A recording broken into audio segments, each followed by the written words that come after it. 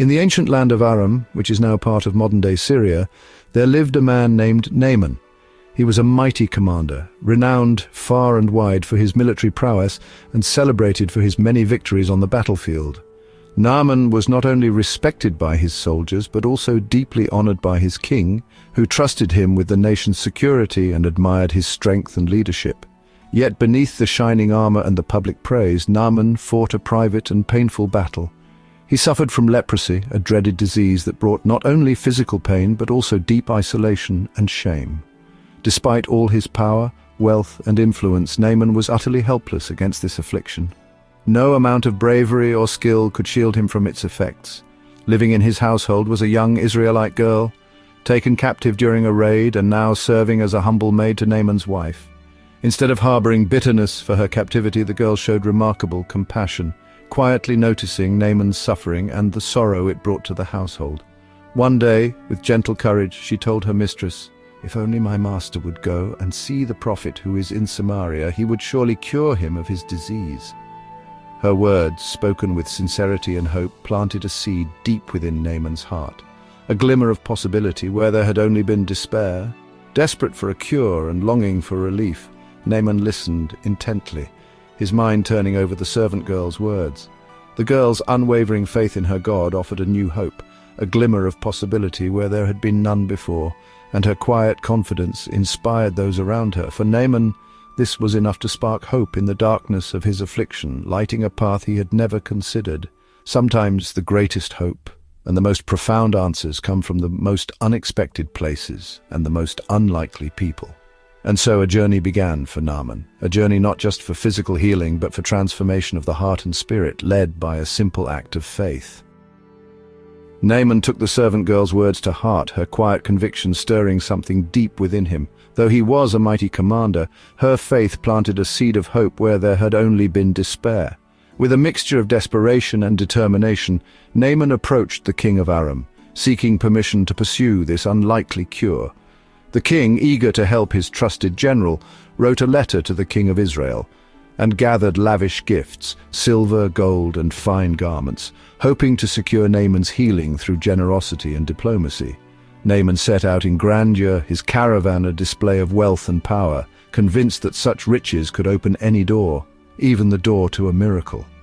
In Samaria, he presented the letter to Israel's king, but instead of hope, the king was filled with dread, fearing this was a political trap he could not escape. "Am I God to cure leprosy?" the king cried, tearing his robes in anguish, overwhelmed by the impossible request and the threat it posed to his kingdom. But the prophet Elisha, hearing of the king's distress, sent a message, "Send Naaman to me, and he will know there is a prophet in Israel." Elisha's calm assurance offered a glimmer of hope. Relieved, the king quickly directed Naaman to Elisha's humble home, eager to pass the burden to someone wiser. Naaman, accustomed to the splendor of royal courts, now found himself standing before the simple door of a prophet, his pride and expectations challenged. The stage was set for a meeting that would change not only Naaman's fate, but his very understanding of power and faith. Naaman's journey, once driven by authority and influence, was now transformed into a search for something deeper, a journey of humility and trust. Sometimes hope requires us to leave behind everything we know, to step into the unknown with nothing but faith to guide us forward.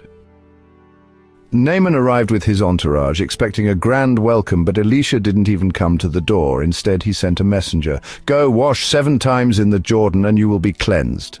Naaman was furious. No ceremony, no magic, just a command to bathe in a muddy river. "Aren't the rivers of Damascus better than all the waters of Israel?" He scoffed. Insulted and angry, Naaman turned to leave, his pride wounded. The miracle he sought was within reach, but his arrogance nearly made him walk away. Sometimes the answer we need comes in the simplest, most humbling form. Naaman's servants approached him gently. "If the prophet had asked you to do something difficult, wouldn't you have done it? How much more then when he says, 'Wash and be cleansed'?" Their words broke through his pride. Humbled, Naaman went to the Jordan and dipped himself 7 times. At first nothing changed. But on the 7th dip, he emerged healed, his skin restored, his disease gone. Naaman stood in awe, transformed not just in body but in spirit. The water hadn't healed him, obedience had. He entered the river a proud commander, he left it a humble, grateful man. Sometimes true healing requires surrender. Naaman's story reminds us faith and humility open the door to miracles. The power of God is found in simple obedience. Overjoyed and filled with awe, Naaman returned to Elisha, declaring with conviction, "Now I know there is no God except in Israel." His heart overflowed with gratitude, for he had experienced a miracle that changed his life forever. Eager to show his thanks, Naaman offered generous gifts, silver, fine garments, and treasures, but Elisha refused them all. He made it clear that God's grace could not be bought or earned by wealth or status. Naaman's healing was a gift freely given by the Lord, a powerful reminder that faith and humility open the door to divine blessings. It was not a transaction, but an act of mercy and love. Yet not everyone who witnessed these events truly learned the lesson at hand.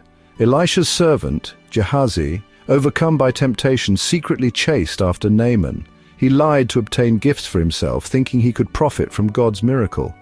When confronted by Elisha, Gehazi could not hide his greed.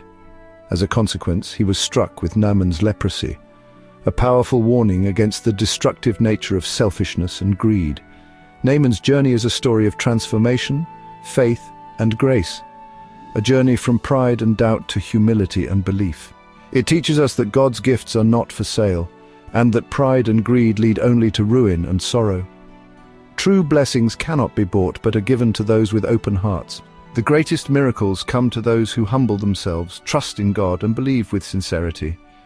In the end, it's not power or wealth, but faith, humility, and obedience that bring true healing and lasting peace.